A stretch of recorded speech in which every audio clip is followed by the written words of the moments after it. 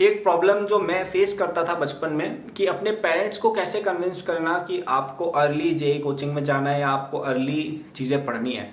अब I know ये video शायद सब बच्चों के लिए रिलेवेंट ना हो, शायद किसी के लिए भी ना हो, लेकिन फिर भी मैं बना देता हूँ क्योंकि आई एम श्योर कुछ ना कुछ बच्चे ऐसे होंगे जिनके पेरेंट्स शायद fully in support of early studies नहीं है। एक्चुअली मैंने देखा है कि उल्टा ज़्यादा होता है कि बच्चा पढ़ना नहीं चाहता है और पेरेंट्स जबरदस्ती इस पर पुश कर रहे हैं कि भाई अर्ली जेई प्रिपरेशन कर लो, राइट। तो थोड़ी आज हम कुछ बातें डिस्कस करते हैं। तो देखिए, सबसे पहली चीज़ आपको रियलाइज ये करनी पड़ेगी कि पेरेंट्स की जो जनरेशन थी वो थोड़ी डिफरेंट थी हमसे, और उनको आज के ज़माने में किस प्रकार का कंपटीशन हो गया है जेई स्पेस में, इनके बारे में शायद उतना आइडिया शायद नहीं है, ठीक है। तो यहाँ पे 2 या 3 चीज़ें हैं। पहले तो उनको एजुकेट करना बहुत ज़रूरी है कि अब कंपटीशन अल्ट्रा हाई है, ठीक है, हर स्पेस में, और स्पेशली जो जेई वाली स्पेसेस में तो बहुत ज़्यादा है। पहले आईआईटीएन बनना कोई बड़ी बात, मतलब बड़ी बात तो हमेशा से ही थी, बट प्रिपरेशन करना कोई इतनी बहुत कॉन्वोल्यूटेड प्रोसेस नहीं थी। बस आप 11th या 12th में या ड्रॉप ईयर में जाते थे कोचिंग में, पढ़ लेते थे, दैट्स इट, ठीक है। और कई लोग अभी भी उसी माइंडसेट में पड़े हुए हैं। बट अब लैंडस्केप पूरा चेंज हो गया है। कई सारे बच्चे 10वीं में ही अपना जेई सिलेबस पूरा कंप्लीट करके बैठे हैं। तो ऐसे में अगर आप नहीं करेंगे, ओके, या आपका सन या डॉटर नहीं करेंगे, तो वो पीछे रह जाएंगे, सिंपल इज दैट, ठीक है। तो ऐसे में पहला तो ये एजुकेट करना बहुत ज़रूरी है, अपने खुद के पेरेंट्स को अवेयर करना बहुत ज़रूरी है कि जितने भी टॉपर्स हैं सबके सब 8वीं 9वीं से कोचिंग जा रहे हैं, ये वो मोस्ट इंपॉर्टेंट तो आई थिंक ये चीज़ है, ये जो एजुकेशन वाली प्रोसेस है। सेकेंड थिंग जो बहुत इंपॉर्टेंट मुझे लगता है वो है कि आपको अपने अंदर एक पोटेंशियल भी प्रूव करना है। क्योंकि देखिए, ऐसा नहीं कि पेरेंट्स आप में इन्वेस्ट नहीं करना चाहते, पर उनको कुछ दिखना भी तो चाहिए ना, रिजल्ट। अब जैसे मुझे भी मेरे पापा शायद मेरे 7th में बोला था कि मुझे भी कोचिंग जाना है, उन्होंने मना कर दिया कि 7th में क्या कोचिंग जाना, ठीक है। लेकिन फिर क्या है, मैंने एक एग्जाम निकाला, इस कोचिंग का एक स्कॉलरशिप एग्जाम था जिसमें मेरी ऑल इंडिया में बहुत अच्छी रैंक आई थी, और मुझे एक बहुत अच्छी स्कॉलरशिप ऑफर भी मिला था उसकी वजह से।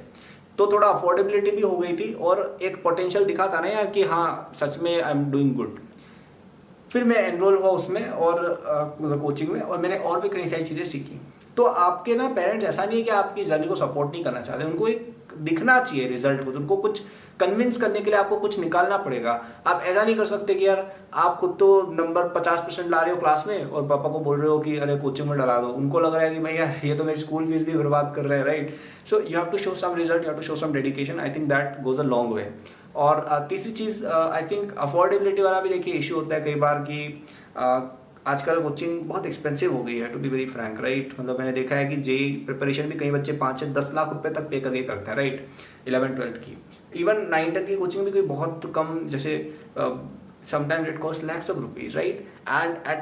And maybe some parents are not comfortable spending that much money into what might not be a good investment, right? Because कई बच्चे अर्ली जेई प्रेप को वेस्ट भी कर देते हैं, कई लोग वहाँ पे मस्ती करने जाते हैं, और कई पेरेंट्स को लगता भी नहीं है कि इसका कोई ROI है, रिटर्न ऑन इन्वेस्टमेंट है, राइट। तो इसको फिक्स करने का पहले 2 तरीके तो है ही कि आपको पेरेंट्स को एजुकेट अच्छा करना रहेगा, आप उनको अवेयर करवाएं कि या पेरेंट्स अगर खुद देख रहे हैं कि कंपटीशन बहुत ज़्यादा है। एंड दूसरा ये भी है कि आपको खुद भी अच्छे मार्क्स लाने पड़ेंगे ताकि उनको लगे कि yes this investment is worth it. But third and the most important thing is कि if you don't have the affordability, look for better options. जैसे आप खुद से सेल्फ स्टडी स्टार्ट कर सकते हो, आप इंटरनेट से बुक्स वगैरह की पीडीएफ्स निकाल के पढ़ सकते हो। जैसे मैं कोचिंग कई बार नहीं जाता था तो मैं बुक्स वगैरह ऑनलाइन पढ़ता था, ठीक है। जैसे 10th में मैंने कोचिंग जाना ऑलमोस्ट बंद कर दिया था 9th की हाफ में, तो मैंने ऑनलाइन पीडीएफ्स वगैरह पढ़ के बहुत सारी चीज़ें सीख ली, ठीक है। And that turn out to be really well for me, क्योंकि मैं खुद से चीज़ें सीख रहा था विदाउट स्पेंडिंग एनी मनी, और बुक से कई बार आप ज़्यादा बढ़िया सीख भी लेते हो। तो अगर आप कोचिंग नहीं जा पा रहे तो look for alternative, look for PDFs, look for books, you can study books, और you can go for online coaching. जैसे हमारा जेई 2026 2027 के बैचेज अभी आए हैं, वो अंडर 5000 है दोनों। 2026 का तो आई थिंक 3000 का ही, उसमें पूरा 1 साल का प्रिपरेशन आपका हो जाएगा 10th का, और 27 वाला जो हमारा है 2 साल वाला प्लान 9th 10th का, वो जस्ट 5000 या 4000 का है शायद, right, which is a very affordable amount in today's times. उसमें आपका पूरा जेई प्रेप हो रहा है, आपको लेक्चर्स मिल रहे हैं, DPP, test series, everything that you will get in a coaching. तो ऐसे बहुत सारे ऑप्शंस आ गए हैं आज की तारीख में जिसमें आप कम टाइम और कम पैसा लगा के भी अपनी जेई प्रेप कर सकते हो। And I think these can be some good convincing options for parents, क्योंकि वो चाहते कि उनका बच्चा उनके सामने पढ़े for the JEE prep, and they also get the option of affordability and for monitoring what their child is learning. Okay, offline में तो पता नहीं टीचर को क्या पढ़ा के चले जाए, उनको भी पता नहीं रहता है. So these are just some ways to convince your parents for sending you to early JEE prep, or for convincing your parents to support you in early JEE prep, or if you are a parent then maybe supporting your child better. Okay, so I hope this video helped you out.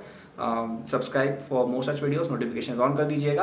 And अगर आपको मुझसे पढ़ना है JEE 2026-2027 के लिए, उसके लिए हमारे कोर्सेज आ चुके हैं. अगर आप बाद में देख रहे हो उसके भी कोर्सेज डिस्क्रिप्शन में लिंक्ड है, आप देख सकते हो. अपने ईयर का आपको कोर्स पक्का मिल जाएगा at a very good price and with all the content you need for every exam, 9th 10th exams, Olympiads, NTSC, early JEE prep, everything you will gate. ठीक है, thanks for watching, good luck.